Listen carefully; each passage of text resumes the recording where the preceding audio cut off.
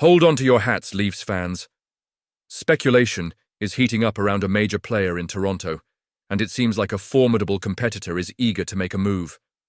As the clock ticks down to free agency, the possibility of losing a beloved star is looming large. How will this impact our quest for the Cup? Let's dive into the details that every fan needs to know. The buzz around Mitch Marner's future with the Toronto Maple Leafs is heating up, and as a passionate fan, I can't help but feel a mix of excitement and anxiety. Reports are swirling that the Utah Hockey Club is aggressively pursuing Marner as they look to build a competitive roster and carve out a new identity for themselves as they head into the 2025-26 season. This isn't just a casual conversation. It's a serious chase for one of the league's brightest stars. Marner, who is finishing up a 6-year contract, has been an integral part of the Leafs' success, and losing him would be a monumental blow for the franchise and US fans. Now, let's talk numbers. This season, Marner has lit the lamp 16 times and notched 54 assists, totaling 70 points in just 52 games. That's elite production. The Leafs have been in discussions with Marner's camp about extending his contract, but here we are, with no deal in sight and a potential suitor like Utah lurking in the shadows, ready to swoop in. Do you think this was the best decision? Honestly, I'm torn. On one hand, I understand the business side of things. On the other, Marner is a homegrown talent who embodies what it means to wear the blue and white. The idea that Utah is willing to spend big to attract top-tier free agents puts even more pressure on Toronto. With a motivated ownership group in Utah, led by Ashley and Ryan Smith, they are setting the stage to become serious players in the NHL. Their ambition to potentially secure someone like Marner or Mikko Rantanen is a clear indication that they mean business. The fact that Rantanen has also become a target only complicates matters further. With both players set to hit the free agent market, Toronto must act decisively or risk watching one of their stars slip away. And let's not forget the implications this could have on the Maple Leafs' plans. If Marner were to leave, it might force Toronto to pivot and explore other options, like Rantanen, who has been lighting it up this season with 26 goals and 66 points. But is that really a fair trade? Marner is not just another player, he's a cornerstone of this franchise, a player that fans have rallied behind. The thought of him wearing a different jersey is almost too much to bear. As Utah seeks to establish its identity, they're not just looking for a player, they want a game changer. That's exactly what Marner represents, not only in terms of skill, but also as a player who can elevate those around him. The urgency for Toronto to secure a long-term deal for Marner has never been more pronounced. If they fail to do so, the repercussions will be felt throughout the organization and among the fan base. We've seen what happens when teams let their stars walk. It's rarely a happy ending. So, what does this mean for us, the Leaf fans?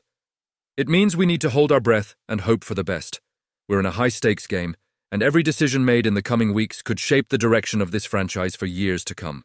Will the Leafs continue to build around Marner, or will we see a major shift in the roster? It's a nail-biting scenario, and as I sit here pondering the potential outcomes, I can't help but feel a sense of urgency. The latest buzz surrounding the Toronto Maple Leafs has been nothing short of electrifying, especially with the ongoing discussions about Mitch Marner's upcoming contract extension. As a passionate fan, I can't help but feel a mix of excitement and apprehension about what lies ahead. Recent reports suggest that Marner could potentially command a salary that exceeds Auston Matthews' previous deals, which is both thrilling and a little daunting. If we look back, Matthews' first extension was 14.27% of the salary cap, and his second was even higher at 15.07%.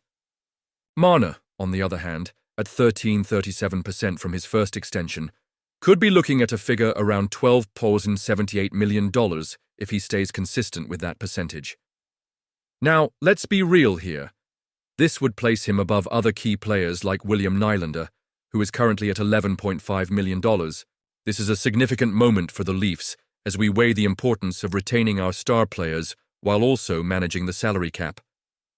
John Tavares is in the mix too, and there's speculation he might sign for something close to $8 million. But what does that mean for our team's financial flexibility? Matthew Knees is another name to keep an eye on. As a restricted free agent, he's a valuable asset. There's a chance another team could swoop in with an offer sheet, especially if they have more cap space. So, what do we do if that happens? Do we let him walk or match the offer? It's a tough situation that could impact our future significantly. Meanwhile, the Vancouver Canucks are dealing with their own challenges. They're seeking a top 6 center, and the uncertainty surrounding Brock Boeser's future with the team is palpable. The Canucks seem to be playing a precarious game. They're stepping back from trade talks involving Elias Pettersson, but that could change come draft time if things don't improve. For us, the question remains, how do we position ourselves against teams like the Canucks, who are also making strategic moves in hopes of strengthening their roster? The Canucks have expressed interest in extending their players, which might create a more competitive landscape for the Leafs to navigate. As for our Maple Leafs, it's clear that we need to prioritize securing our core players while also being mindful of the cap. The negotiations with Marner are crucial. This isn't just about money, it's about building a championship-caliber team. If we can lock him in at a fair rate without crippling our financial flexibility, we could be setting ourselves up for success. But let's talk about Boeser for a moment. The Canucks' hesitation over an 8-year deal brings up the question. Is it wise to commit long-term to a player when the future is so uncertain? I find myself torn. On one hand, stability can be beneficial, but on the other, it could tie up resources that might be better spent elsewhere. And you know what? This leads me to ponder our own decisions with players like Marner. Will we be bold enough to invest heavily in him, knowing that his performance has the potential to elevate our entire roster? Or will we play it safe, risking the chance of missing out on a valuable player who could be the difference-maker in our quest for the Cup? Fans, I want to hear from you. Do you think this was the best decision? Honestly, I'm torn. How do you feel about the potential salaries and the strategic moves we're making? Your opinions matter, and I want to engage with you. Let's dive into this discussion together. Drop your thoughts in the comments below. As we look forward, it's crucial that we stay updated on all these developments. Don't forget to activate the notification bell to get all the latest updates. If you enjoyed this discussion, please like, share, and subscribe to the channel. Let's keep the conversation going and gear up for what promises to be an exciting season ahead with our Toronto Maple Leafs.